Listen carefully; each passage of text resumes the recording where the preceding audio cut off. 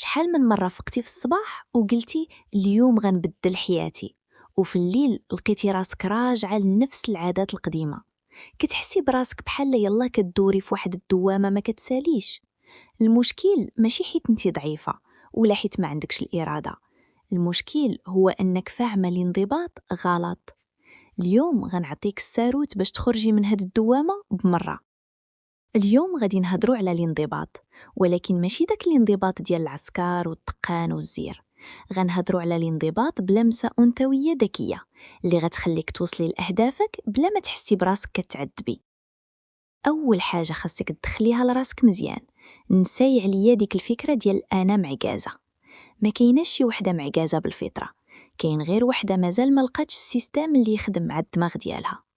عارفه شنو كيوقع ليك؟ كتنوضي الصباح كلك حماس، كتقولي اليوم غنريجيمي، غنقرا، غنلعب سبور، ولكن غير كتوصل ديك الربعة ديال العشيه الطاقه كطيح، وكيبان ليك غير شي طريف الشكلاط ولا شي كاس داتاي وتجبديها بتكيعه حدا التليفون. هادشي عادي، دماغك مبرمج باش يحميك من تماره، دماغك عزيز عليه الراحه. ولكن السؤال هو، واش باغيه تبقاي عايشه في الراحه المزيفه ولا باغيه الراحه الحقيقيه من بعد؟ شوفي في المرايه مزيان، هذيك السيده اللي كتشوفي فيها كتستاهل تكون احسن نسخه من راسها. الانضباط ماشي عقاب اختي، الانضباط هو اكبر دليل ديال الحب تقدري تعطيه لراسك. فاش كتحرمي راسك من داك الكرواسه الزايده، ماشي حيت باغا تعذبي كرشك، لا، حيت كتحبي صحتك وباغا تحافظي عليها. فاش كتنوضي من الفراش سخون باش تصلي الفجر ولا باش تخدمي على داك المشروع ديالك، ماشي حيت انتي قاسيه مع راسك، حيت كتحترمي انتي ديال المستقبل. دابا اجيو ندخلو للمعقول، كيفاش تقدري تبناي هاد الانضباط بلا ما تحسي بالقهر؟ السر الاول، قتلي الاختيار. اكبر عدو الانضباط هو التفكير. فاش كتفيقي في الصباح وكتبداي تفكري زعما نوض نتريني دابا ولا حتى العشيه، نلبس هاد التوني ولا الاخر، هنا راكي خسرتي المعركه قبل ما تبداي.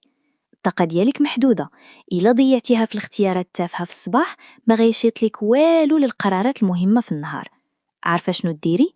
وجدي كلشي بالليل، حوايجك، ماكلتك والبرنامج ديالك. الصباح ديالك خاصو يكون اوتوماتيك، فيقي، لبسي، بداي. ما تعطيش لراسك فرصه تفكري ولا تناقشي مع عقلك. السر الثاني، بيئه النجاح. انتي بنت ذكيه وما يمكنش تلعبي ضد الطبيعه البشريه وتغلبيها ديما. واش باغا تقطعي السكر والمجر عامر بسكوي؟ واش باغا تخدمي وتركزي والتليفون محطوط حداك وشاعل فيه نوتيفيكاسيون؟ هادشي سميتو الانتحار الذاتي. سهلي على راسك المأمورية. بغيتي تشربي الماء بزاف، حطي قرعة الماء في كل قنت في الدار.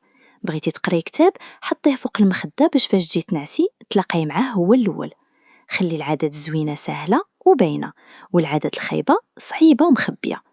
ودابا اجيو نهضروا على النقطة اللي كطيح فيها كلشي، المثالية. عارفك تبارك الله عليك حاذقة وباغا ديري كلشي 100%، ولكن في مسألة بناء العادات المثالية هي العدو رقم 1. كتبداي نهار 2 مزيان، نهار 3 مزيان، نهار 4 زلقتي وكليتي شي تخربيقة. شنو كيوقع؟ كتقولي صافي، خسرت الريجيم، خسرت السيمانة، خسرت كلشي، وكتنزلي على الثلاجة كاملة. لا اختي، وقفي هنا. الا طاحت لك تبصير وتهرس، واش كتنوضي تهرسي الماعن كاملين؟ لا، نفس الشيء. زلقتي في وجبه، الوجبه اللي موراها رجعي الطريق. ما قريتيش اليوم، غدا قري صفحه واحده. الانضباط هو الاستمراريه ماشي الكمال. ديري في بالك باللي هاد الرحله فيها طلعات وهبطات. اللي كينجح ماشي هو اللي عمره ما طاح، هو اللي كل ما طاح كينوض يكمل وما كيلومش راسو بزاف. حاجة أخرى مهمة بزاف ليك كأنثى مغربية، عارفة باللي الضغط عليك كتير، الدار، الخدمة، الولاد، العائلة والمجتمع. كتحاولي تراضي كل شيء وكتنسي راسك. هاد الانضباط اللي كنهضروا عليه بغيتك ديريه لراسك، ماشي باش تباني واعرة قدام الناس. ديريه حيت انتي كتستحقي تعيشي حياة منظمة، نقية وفيها راحة البال. الانضباط غيعطيك الوقت باش تهلاي في راسك، غيعطيك الوقت باش ديري ماسك لوجهك وانتي مرتاحه ماشي وانتي مزروبه، غيعطيك الوقت باش تشربي قهيوتك بلا ما تحسي بتأنيب الضمير باللي تابعتك شي حاجه ما درتيهاش. واحد التكنيك سحري بغيتك تجربيه سميتو قاعده ال5 ثواني. فاش تجيك الفكرة باش تنوضي ديري شي حاجة وعقلك يبدا يقلب على السبايب، فيه البرد فيه النعاس بلاتي شوية، حسبي 5 4 3 2 1 ونوضي بحال الصاروخ. قطعي حبل الأفكار السلبية بالحركة الجسدية. الحركة هي اللي كتخلق الشعور ماشي العكس. ما تسنفش تجيك الرغبة باش تنوضي تخملي ولا تخدمي، نوضي خدمي والرغبة غتجي من بعد فاش تشوفي النتيجة. وتفكري ديما الألم ديال الانضباط كيوزن غرامات، خفيف ودغيا كيدوز، ولكن الألم ديال الندامة يا اختي، الألم ديال الندامة كيوزن قناطر. ما كاينش شي شعور خايب قد فاش كتشوفي عام داز من عمرك وما تبدل فيك والو. ما تخليش هاد العام يدوز بحال اللي قبل منه. انتي قوية وعندك القدرة باش تحكمي في نفسك.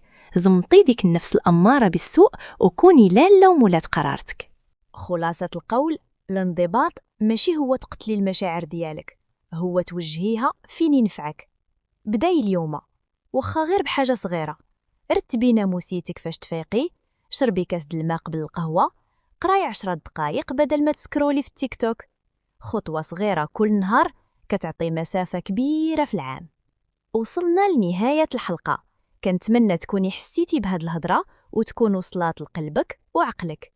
بغيتك تكتبي ليا في التعليق شنا هي العادة اللي غتبداي تزمطي فيها نفسك من غدا. ما تنسايش حنا هنا باش نتعاونوا ونطلعوا ببعضياتنا. تهلاي في راسك وتفكري ديما انتي تستاهلي الأفضل. بسلام عليكم.